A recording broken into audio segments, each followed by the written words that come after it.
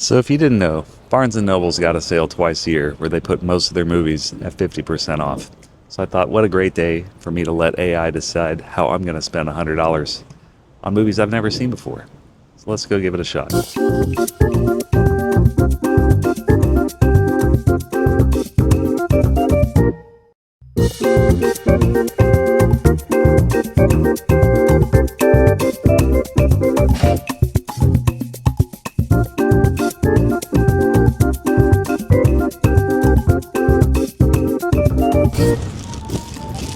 Alright, so I spent a bag. Just kidding, I got a bag. But mission accomplished. Let's go see how ChatGPT and AI did.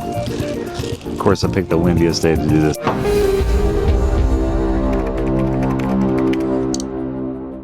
Alright, so I'm always looking for new movies to watch. Some that are in theaters and some that have been out for a long time and are considered classics. My go-to resource for those classics is the Criterion Collection. If you haven't watched my last video, go back and check that out. It's all about an introduction to that if you're not familiar with it. Basically, it's like a film lover's paradise. This happens to be the month where movies are on sale at Barnes & Noble's. Normally I don't buy them on my own outside of these sales because they are kind of expensive, but it's free game when the sale's on. So I thought, what's a better way to use technology to help me figure out what to watch next than to just ask ChatGPT. So I went on my phone, I went into ChatGPT, and I typed in a bunch of the titles that I already own that are my favorite from the collection, and I told it, give me some recommendations based on those titles of what I should buy next. Now, some of the titles it chose kind of surprised me because they were ones I was thinking about picking up anyways, but others I had never heard of before. Complete blind buy, as they would say. I went in not knowing anything about it, didn't look up anything about it on purpose for this video. So I'm really excited to watch some of these, knowing that I told it some of my favorite films. Just so you know, some of my favorites from the Criterion Collection that I told ChatGPT to base its recommendations off of, here's just a few of them. I chose Perfect Days, Anatomy of a Fall, Freaks, La Bamba, After Hours, Wall-E, Double Indemnity, Uncut Gems, among many others. And some of these I do cover in that previous video I did about the Criterion Collection, so if you haven't watched that, definitely go back and check that one out. But the list that it gave me back, I'm going to read some of these now, and I mean, some of them surprised me. They might surprise you as well. So let me go get the bag. Okay, so I have my selections here. The first one, now, I've never heard of this one before. It sounded interesting from the description, and I'm going to read the description and see if you can guess what movie this is. It says, this genuinely frightening, exquisitely made supernatural gothic stars Deborah Kerr as an emotionally fragile governess who comes to suspect that there is something very, very wrong with her precious new charges. This one is an adaptation of Henry James' classic, The Turn of the Screw. So this is a 1961 black and white English-speaking film called The Innocents. Now, I've not heard of this one before, and I watched the trailer, and it kind of did seem like something I would enjoy, a black and white old horror movie. I'm really excited to watch this one, so this is my first pick that ChatGPT gave me, and I'm here for it, so The Innocents. All right, next up, this one actually shocked me because it has been on my list to watch, and I just haven't watched it yet. So many people have told me that I would like this movie. When I say so many, I mean like the 3 people that I know that are into films. But a lot of people have recommended this outside of my circle as well. And this one is the same director who did Perfect Days, and that's Wim Wenders. And this is Paris, Texas. And I actually mentioned this one in my last video that I would be interested in picking this one up, and it happened to recommend it to me. So I'm going to be checking this one out. I'm very excited. I've heard very good things about it. This one is from 1984. It is an American-made movie in color, and I am extremely excited to check this one out. So Paris, Texas is number 2. All right, number 3. Now, this is a movie I've heard of. It's from the 90s or late 80s, 1989, but I've never seen this one before. Let me tell you why ChatGPT recommended it. This is a vibrant and powerful look at racial tension in a Brooklyn neighborhood, and it offers depth akin to Uncut Gems intensity. So by that description alone, I'm intrigued, and that one is Do the Right Thing. I've not seen this one, I've heard of it, and I am excited to watch this. So this is the third pick that ChatGPT gave for me to watch that it thinks that I will like based on my previous films that I like. Also, I want to go back and just mention the reason it thought I would like Paris, Texas is because It says it's a haunting tale of family and redemption, beautifully shot, and shares an emotional resonance with Marriage Story, which was a film that I liked. And I think that in combination with it's the same director as Perfect Days, and I love that film, I think this is going to be a huge win for me. Going back to The Innocents, just to kind of mention this one, it says this is a gothic horror based on A Turn of the Screw, and it complements the eerie vibes of Night of the Living Dead, which I told it I did enjoy. So again, very excited for that one. Now the last one, I may have cheated just slightly on it, but Criterion just released a brand new 4K of the film that I haven't seen before, and I was interested in checking out. So I just asked it, do you think that I would like this movie? And here's its response. Yes, I think you'd appreciate this film. Given your interest in classic films like Double Indemnity and Night of the Living Dead, this early gangster film directed by Howard Hawks brings a raw, intense style that set the standard for crime dramas. Its gritty storyline, moral ambiguity, and innovative cinematography capture the rise and fall of a ruthless character, something fans of classic noir and crime films find compelling. This one, and then it goes on to say, this also has a similar intensity and sense of atmosphere that you enjoy in visually striking films like Eraserhead and Blowout, which I did like both of those movies. And the one I'm talking about is Scarface. Now, this is a brand new release that's just came out this week.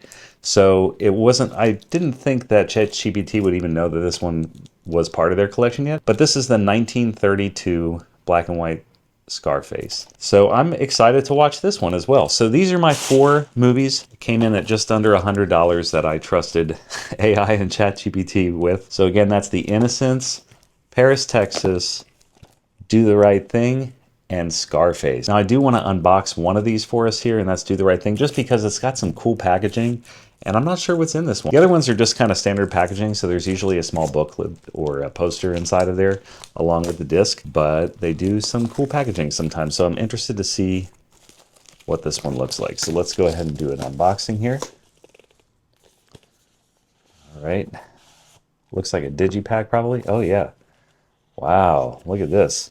Okay, so we've got some cool artwork here on the inside. It's pretty cool. And then this giant book. I love it when they put the books and the cool extras in the packaging. It just makes it so much more worth it to me. Because, you know, you can stream movies, that's fine, but this is now in my collection. If I enjoy it, which hopefully I will, I can go back and watch it at any time, read up in my free time on some of the interesting facts about the film, some interviews it looks like are in here. This looks like a cool addition. So I'm really excited to watch all 4 of these movies. I will be back after I watch these and let you know what I thought. If you like what you're seeing and you want to see movie reviews weekly and other videos like this, please like this video, subscribe if you could. That would be greatly appreciated. I'll be right back.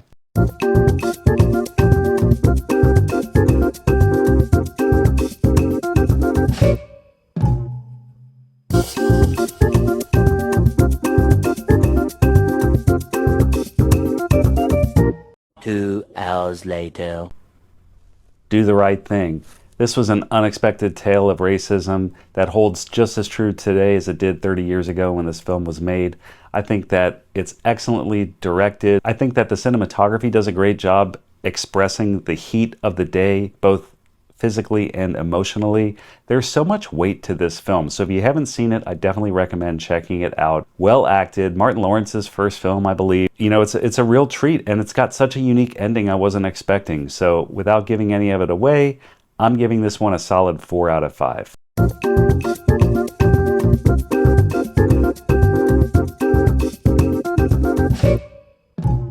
2 hours later. The Innocents. Now this one was very unique. It was a black and white 1961 thriller, I guess you call it, supernatural thriller. It touched on some plot points I definitely was not expecting. It has some odd similarities to other movies I've seen before, but a lot that I've never seen before. The cinematography in this black and white was excellent. It looked like I was looking at black and white photography, like the best black and white photography I've ever seen. So that really stuck out to me. Some of the things I didn't like were some of the characters were a little annoying, but I can understand why. In the turmoil that the main lead actress was going through in her life and how that had to be expressed on screen, as well as the child actors and actresses that were involved. So this did have some subject matter that You don't usually see in movies. It was fairly unusual, but I think it's scary for that reason, and it's horrifying in ways that modern films aren't. So for that reason, I am going to give this one a 3.5 out of 5. It's probably not for everyone, but I think I enjoyed it overall. It's definitely something that I'm left thinking about today.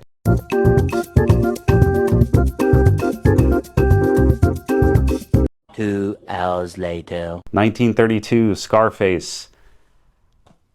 This one just wasn't for me. So I'm not a huge gangster film fan. I do like action movies. I like crime movies, especially made in the last 20 years.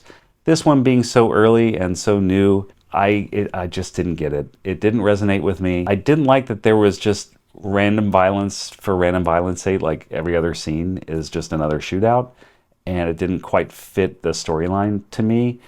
The acting was okay, and I'm sure this was a pioneer of its time of the genre, so I'm not going to knock it for that.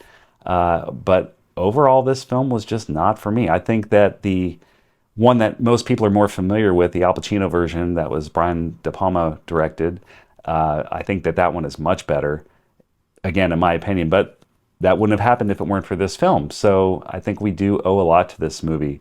That being said, overall, my personal rating is going to be a 3 out of 5, but I could see how others might rate this considerably higher. It just wasn't for me. 2 hours later. Paris, Texas. So this is the one I was probably looking forward to watching the most because it had been recommended to me so many times, and it did not disappoint. So cinematically, it was visually striking. I've never seen America portrayed in this way. I believe this was produced in Germany or by German directors, and it showed American from a European point of view. So if you've not seen this before, even if you just want to look through some stills of the production, I think you would really appreciate how they portray our country. A stark contrast between the plains out in the West and the big city life. And it's just such a heartwarming tale too. I think that I've never seen a child actor performance this good before, but also I think that the story, the way it all ties up together at the end, is just so wholesome and heartwarming. And you don't get that a lot in movies these days. And I think it's a masterpiece. So this is one of the few movies I am going to give a 4.5 out of 5. There's just not too much that I didn't like about this. Maybe the pacing at times felt a little bit slower, and you did really have to get to know the characters and kind of marinate in it, but it had enough comedic bits thrown in there that it made it worth the time and worth the watch. So overall, I'm giving this one a 4.5 out of 5. All right, so now it's time to rank these based on AI, how it did. I'm going to give it a thumbs up if it met my expectations and a thumbs down if it didn't. So up first, we've got Do the Right Thing. AI said, Spike Lee's vibrant and powerful look at racial tension in a Brooklyn neighborhood offers depth akin to Uncut Gems' intensity. I'm going to give this one a thumbs up because I agree that, yes, this was pretty intense. It wasn't as intense as Uncut Gems for me, but I did really appreciate it. There were certainly some aspects of this film that I thought weren't as intense as Uncut Gems, which is a very intense movie. But the riot scene and some other of the more verbal tensions throughout the film really did grip me as if I was watching Uncut Gems. So I totally agree with this analysis. Next, we have The Innocents. And this one, AI suggested a gothic horror based on The Turn of the Screw. This one complements the eerie vibes of Night of the Living Dead, which I agree. Night of the Living Dead was shot in such a way that it looks beautiful. If you've not seen that black and white film, it is gorgeous.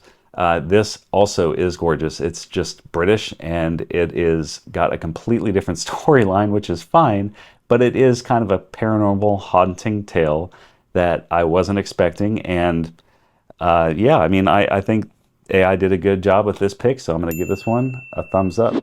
Up next, we have Scarface. Now, this one, again, like I said, I kind of cheated on this one because it's a newer release and I wasn't sure if it would have it in here.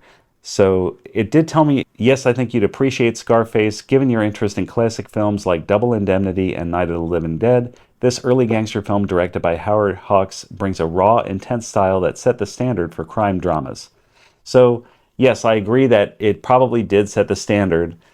but it didn't quite line up with my taste, especially in the light of Double Indemnity and Night of the Living Dead. Both of those are much smarter films to me. This one is, I'm sure, ahead of its time and made well for when it was released. But both of those films, Double Indemnity and Night of the Living Dead, just have so much more cultural significance in the writing, especially, that you feel the depth of the characters is much more prevalent in those than it is in Scarface in 1932, at least. So I got to give this one a thumbs down. And last but not least, we have Paris, Texas. And AI said, Wim Wenders' haunting tale of family and redemption, beautifully shot, shares an emotional resonance with Marriage Story. 100% agree on all of this. It was incredibly shot, and it does align with some of the feelings I got in Marriage Story. So the whole family or the familial relationship that you get with this guy picking up his brother, taking him back to meet his son, is just a very heartwarming story. And overall, I just think this film stands out as something that's beautiful, and it's wonderfully made, and it is going to be a highlight for me to rewatch someday with new people. So I'm definitely giving this one a thumbs up. So that's 3 out of 4 overall. That's not bad. Would I ever run this experiment again? Possibly. I mean, let me know down in the comments if you think I should, or if you've got other ideas that you think I should try. Let me know. Would you trust AI to pick some movies for you to watch maybe in the future? Drop a comment down below if you would, or if you'd like to see me do this with another genre. Anyways, if you stuck with me here to the end, go ahead and like this video, subscribe for me if you haven't already. I hope to do more experiments like this with movies in the future. And thanks for watching Mike's Movie Review. Please subscribe for more.